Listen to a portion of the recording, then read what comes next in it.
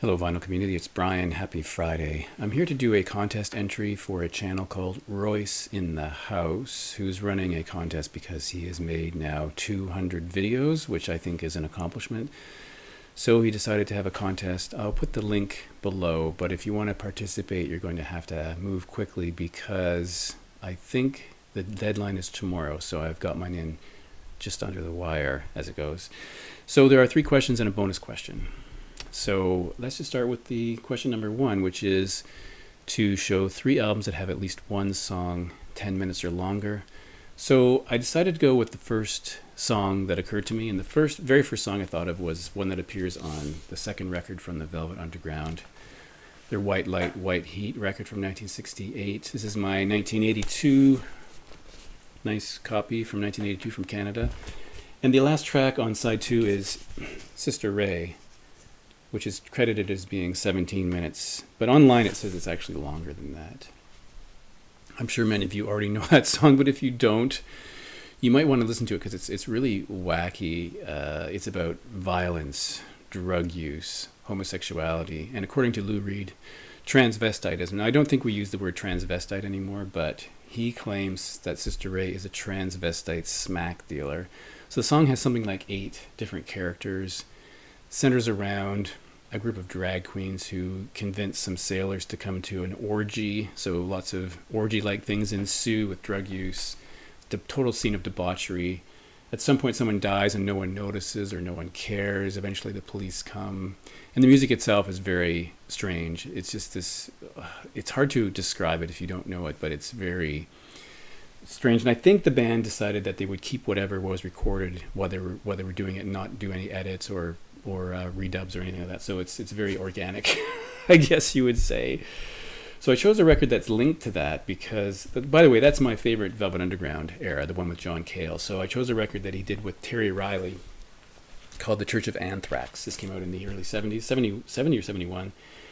And it's all instrumental except for one track that's a vocal piece. But on side 2, there's a track called The Ides of March, which is 11 minutes and 3 seconds long. This record is, I guess, experimental in a way, kind of jazzy. It has a lot of keyboards and organ and piano, even a saxophone, a harpsichord. So, and of course, guitar, the John Cale instruments, guitar, viola, organ, although he plays more than that, and he plays the bass and harpsichord as well. Very, very interesting record. I really like it. I don't know if the reviews were good at the time, but I think it's actually really good. So I chose that as a second record. It kind of linked to the Velvet Underground. And for the third record, I also did a link to the Velvet Underground with Lou Reed's 8th record from 1978. So 10 years after the Velvet Underground record. This is Street Hassle. And the title track on Street Hassle, which appears third, has 3 movements in it, and it works out to being 10 minutes and 53 seconds. So the first movement is called Waltzing Matilda. If you know that song, it has the Waltzing Matilda melody, and then it's about, apparently it's about a woman who picks up a male prostitute and pays for his services. The second movement is called Waltzing Matilda, and it is about, I think, a drug dealer who is describing to a companion about a woman who died in his apartment. And the third movement is called Slip Away, which features Bruce Springsteen in an uncredited spoken word delivery. He speaks for like 35 or 40 seconds. And Lou sings about love and death. So that's a very strange song, but I really like it. I think this is a great record.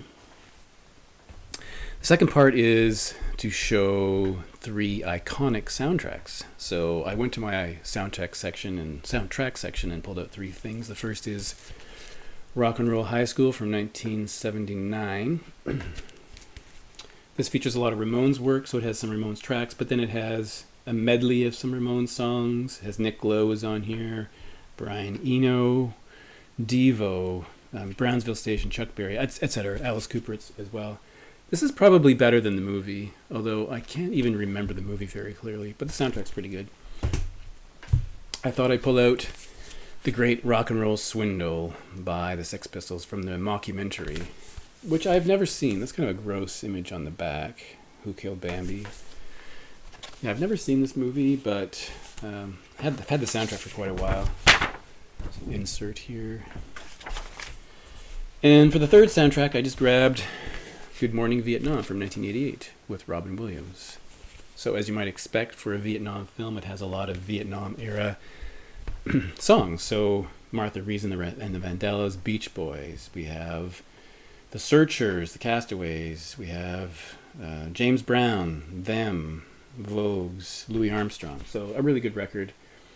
And the movie wasn't bad. I remember thinking that it was a pretty good film. Part 3 is 3 albums with great keyboard players, and I sort of interpreted that, at least for the first part, as not simply 3 bands with great keyboard players, but in the first case, it's an album with a great keyboard player, because on this record by the Matt Johnson's band, this is Soul Mining, his new wave project. This is from 1983. I don't think you could say that this band had a good keyboard player because it was mostly electronic, synthy, drum machines, etc. But on the 4th track on this album, there's a track called Uncertain Smile, and they brought in Jules Holland from Squeeze to play piano on this track. So the idea was that they would do an outro for that song, and it's an amazing outro. The song kind of ends, and then Jules takes over on piano and just plays this. I don't know if it was improvised or not, but he just played for a couple of minutes of just exquisite piano playing. I think it's absolutely fantastic. And I was kind of dismayed because I got the 12-inch single sometime after this, and it's disappointing because I thought it would just be that multiplied, but it's not. It's the piano part is gone, which is really irritating. But otherwise, it's a great record, and now you probably can't see it, but he's credited there, Jules Holland, piano. A really great track. And then thinking about great keyboardists, there's so many to choose from, but I thought I would show something I've never shown before, and that is a band called Supertramp, Crime of the Century. So I've never actually mentioned the band before, but I do like them, especially this record. I think this record, Crime of the Century from 1974, is incredible. And you probably all know Bloody Well Right and Dreamer. Those are fine, but for me, the first track, School, has a really amazing piano part in that song by Rick Davies. I think it's really great. I think this is their best record, and I think it's really good. So, surprise, I like Supertramp, or some Supertramp. And the third record I chose is also from a band that maybe people would love or hate. I actually like them. And that's Genesis. So this is Selling England by the Pound. Tony Banks, of course, being the keyboard player. And the track Firth of Fifth, I think, is one that deserves some attention. And it has gotten attention. If you go online to YouTube, you will see there's been lots of reaction videos. I'm never quite sure if people are genuinely reacting or whatnot, but there are videos of classical musicians hearing that for the first time and giving their opinions. And it's quite an interesting intro. It has different time signatures. It's very complicated, apparently hard to play. And I think it's a really, really good track. Probably a good example of progressive rock keyboards. Last question is a record with a poster. I have a number I could have chosen, but I went with this band called Band of Skulls. This is Baby, Darling, Doll Face, Honey, an American indie garage bluesy kind of band. This is the original American pressing from 2009, and the poster in here is really the album cover without the words, just made giant. So there we go. That's good. I won't tell you how much I paid for any of these records after the 10 questions for vinyl community members. But that's my entry for the contest. Honestly, don't care if I win. I just thought I would do one for Royce, and jump on it if you want. Thanks for watching.